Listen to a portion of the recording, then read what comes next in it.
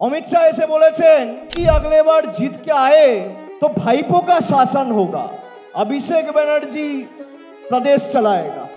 তাই নাকি?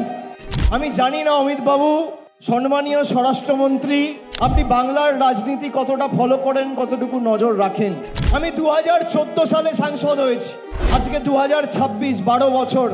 আমি আজ পর্যন্ত আমার লোকসভা কেন্দ্রের বাইরে আজ পর্যন্ত কোনো সরকারি অনুষ্ঠানে যাইনি, আমি আজ পর্যন্ত কোনো শিল্প সম্মেলনে যাইনি, আমি আজ পর্যন্ত কোনো খেলায় যাইনি, কোনো মেলায় যাইনি, আমি আজ পর্যন্ত কোনো ফিল্ম ফেস্টিভ্যালে যাইনি, কার্নিভালে যাইনি, সরকারি পরিষেবা প্রদান অনুষ্ঠানে যাইনি আমার লোকসভা কেন্দ্রের বাইরে।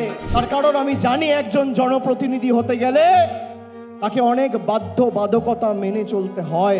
আমি একবার নয়, দুবার নয়, তিনবার নয় মানুষের সামনে অগ্নি পরীক্ষা দিয়ে একবার ৭১,০০০, একবার ৩,২২,০০০ আর একবার ৭,১১,০০০ ভোটে জিতেছি।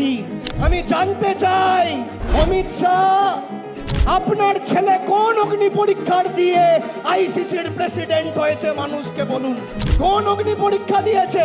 বিসিসিআই সেক্রেটারি, আপনার দলের লোকেরা, সৌরভ গঙ্গোপাধ্যায়, বাংলার গর্ব, বাঙালির গর্ব, তাকে দালাল বলছে।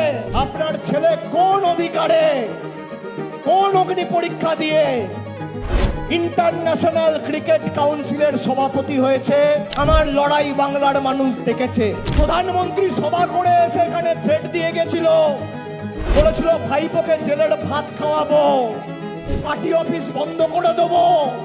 আমতলায় তৃণমূলের পার্টি অফিসে জোড়া ফুলের পতাকা আজও পটপট করে উঠছে, বিজেপির ঝান্ডা ধরার লোক দক্ষিণ 24 পরগনায় নেই।